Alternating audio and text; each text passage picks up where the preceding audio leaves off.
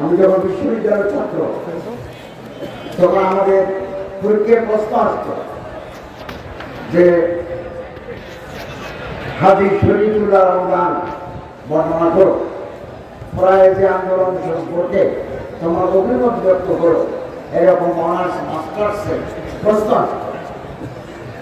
নানা কারণে জাতীয় প্রশ্ন এই সাবজেক্টগুলো এখন আর সিলেবাসে নাই। আমরা আশা করি আগামী যেদিন আসবে নতুন সিলেবাসে ফরায়েজি আন্দোলন হাজী শরীয়তুল্লাহ পীর মোহসিন চৌধুরী মিয়া সাহেব রহমতুল্লাহের জীবনী, ওনাদের অবদান, কালজয়ী অবদান সিলেবাস মুক্ত হবে ইনশাআল্লাহ।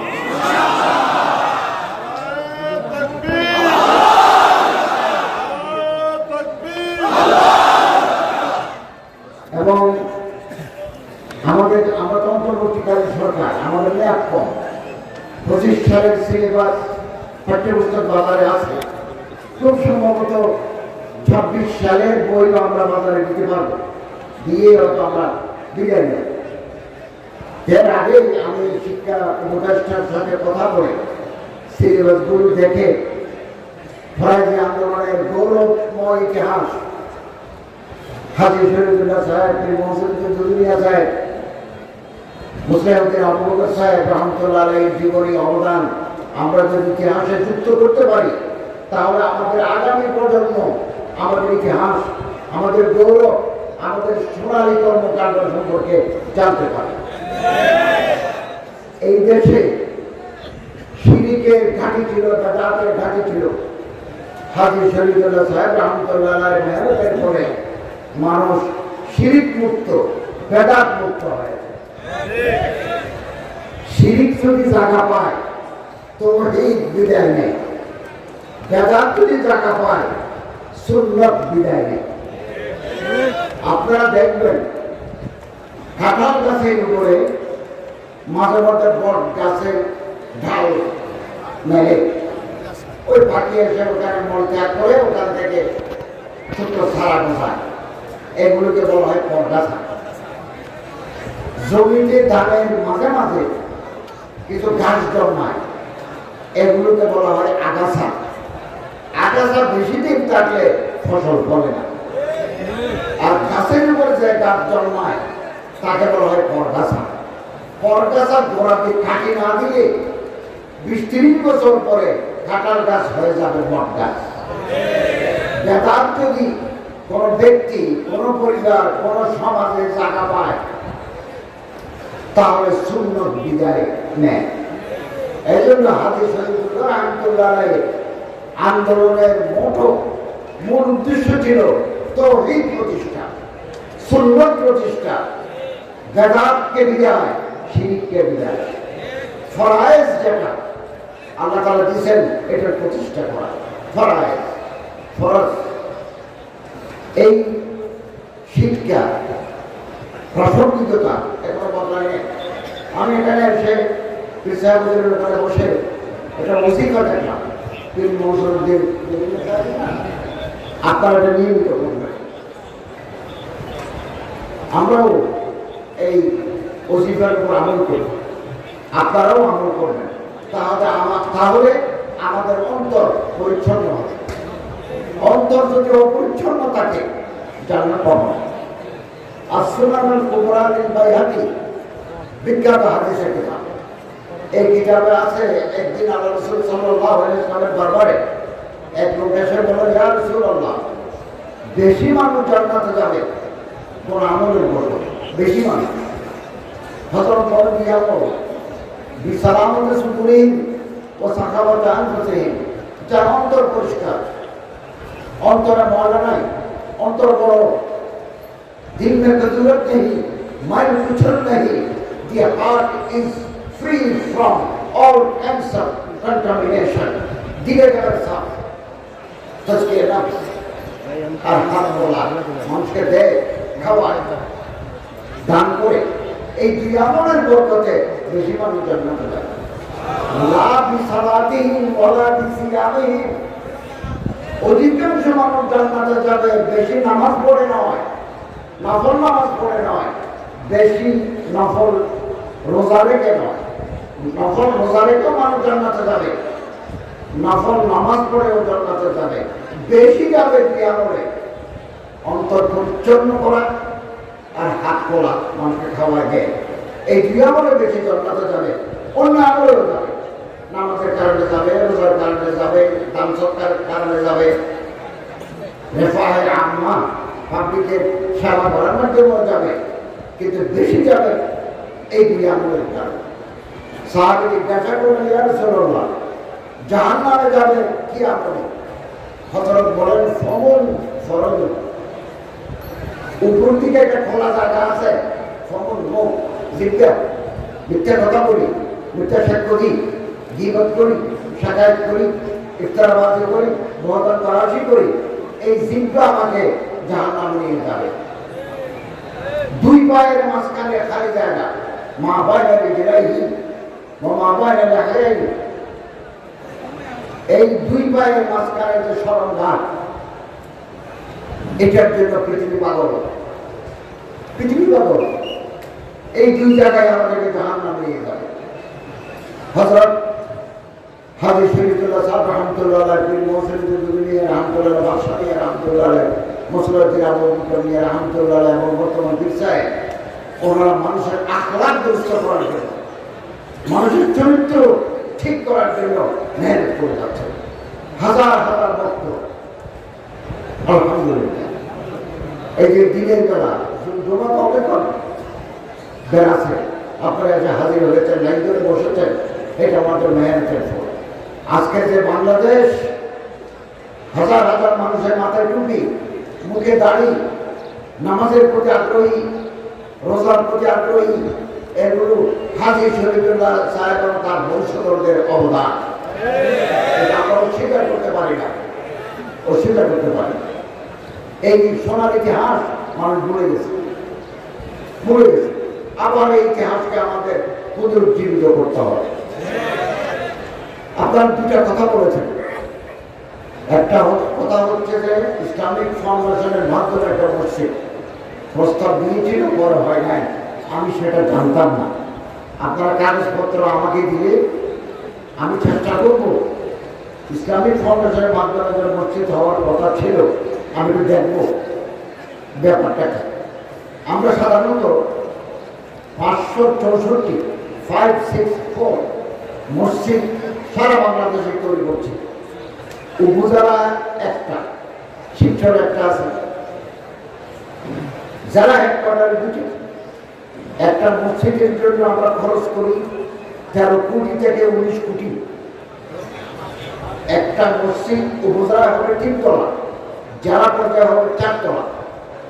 এই মসজিদের ভিতরে ইমাম মুয়াজ্জিনের টাকার ব্যবস্থা, কোনো মেহমান যদি কোনো উপজেলা যায়, কোনো বড় আলেম, উনি ওই মসজিদের মেহমানখানায় থাকতে পারবেন। কোনো মানুষ যদি মারা যায়, ওই মসজিদের একটা এরিয়ার ভিতরে ওই মৃতদের গোসলেরও আমরা ব্যবস্থা করেছি। যারা পঙ্গু, হাঁটতে পারেন না, চোখে দেখেন না, এদের জন্য আমরা এই মসজিদের পাশেই কমপ্লেক্সের ভিতরে অটিজম কর্নার করেছি। তারা উজু করে ওখানে নামাজ পড়তে পারবে। অন্ধ, পঙ্গু, খোমরা, এদের জন্য আমরা করেছি।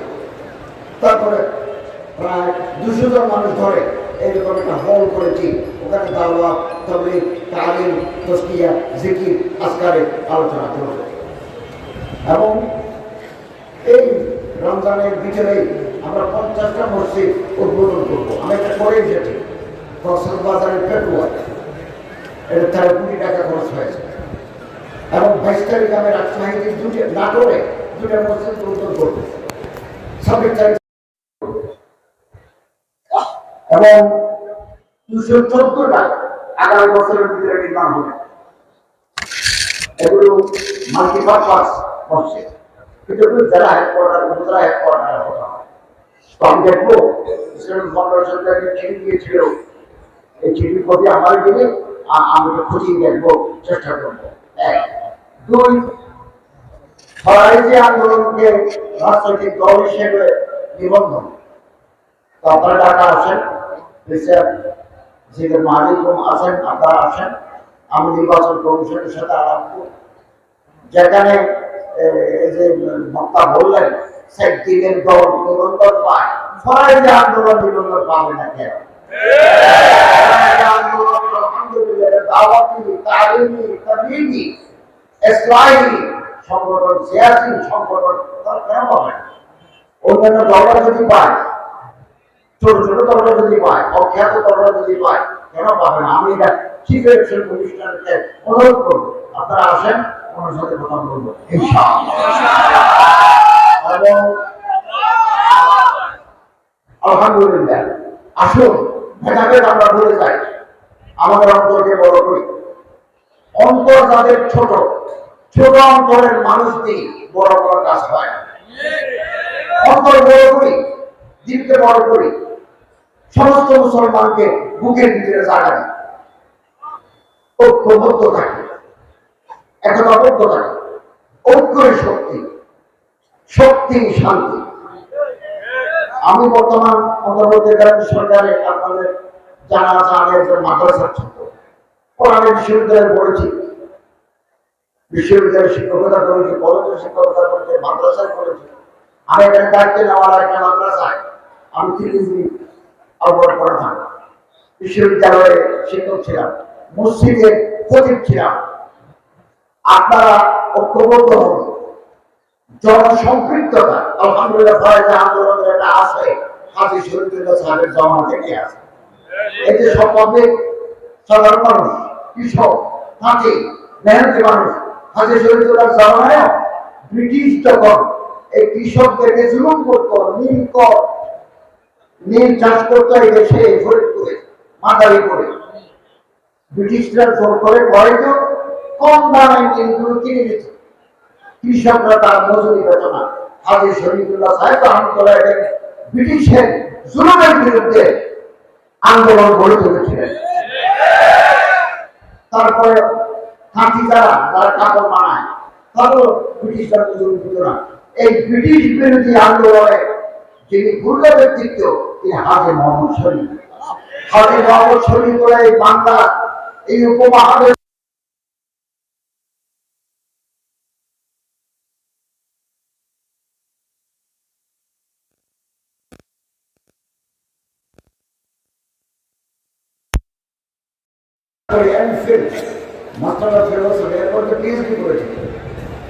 এই এমফিল কোর্স যখন করি, ডক্টর মহিউদ্দিন আহমদ খান, উনি পড়াশোনা করেছেন কানাডায়, ঢাকা বিশ্ববিদ্যালয়ে। উনি পিএইচডি করেছেন ফরাইজি আন্দোলনের উপর। এত বড় কিতাব ফরাইজি মুভমেন্ট ইংরেজিতে করেছেন, অনেক দলিল, আপনারা অনেকে জানেন না, এটা বাজারে আছে। ইসলামিক ফাউন্ডেশন এটা প্রকাশ করেছে, নিশ্চয় বাজারে আছে, দেখেন। বাজার যদি না থাকে, ইসলামিক ফাউন্ডেশনের মাধ্যমে আমরা এটা রিপ্রিন্ট পুনর্মুদ্রণ করে যাবো। এটা আমার বাংলাও হয়েছে। এত বড় ফরাইজি আন্দোলন, এত ডকুমেন্টারি, এত তথ্যভিত্তিক, এত ইনফরমেটিভ আর কোনো বই নেই।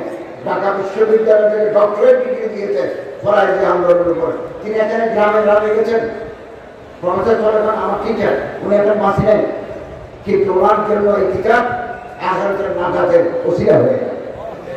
অতএব আসুন আমরা ভেদাভেদ করে যাই, এই দেশকে আমরা ভালোবাসি, এই দেশের প্রতি আমাদের অনেক দায় আছে। আসুন না ভালো ভালো হয়ে যায়, ভালো হতে পয়সা লাগে না। কেবল আলেম ওলামা পীর সাহেব যারা আছেন তাদের নকশা কলম করছে। রাতের বেলা উনি জিকির করি, চোখের পানি ফেলি, গুণে থেকে বাঁচি, তাহলে আমরা ভালো হয়ে যাব। আমি ভালো হয়ে যাব, আমার স্ত্রী ভালো হয়ে যাবে, আমার ছেলে মেয়েরা ভালো হয়ে যাবে, ডানে বান্ধবরা ভালো হয়ে যাবে, পুরো দেশ ভালো হয়ে যাবে। এবং এই আলোকিত জনপদ বাহাদুরপুর, শিবচর, মাদারীপুর, এই এলাকার প্রতি আমাদের মহব্বত আছে। এই এলাকার মানুষদেরকে আমরা মহব্বত করি, এই এলাকার মাটির প্রতি আমাদের মহব্বত আছে। এখানে আমাদের আসলাফ, আমাদের আকাবের, আমাদের মুরব্বিরা এই মাটিতে শুয়ে আছে। অতএব আসুন ওনাদের আদর্শ, ওনাদের তরিকা আমরা মেনে চলি। আমরা ইনশাআল্লাহ যে আশাবাদী, একটা সুন্দর বৈষম্যহীন দুর্নীতিমুক্ত ইনসাফ ভিত্তিক এটা বাংলাদেশ আমরা প্রতিষ্ঠা করতে পারবো।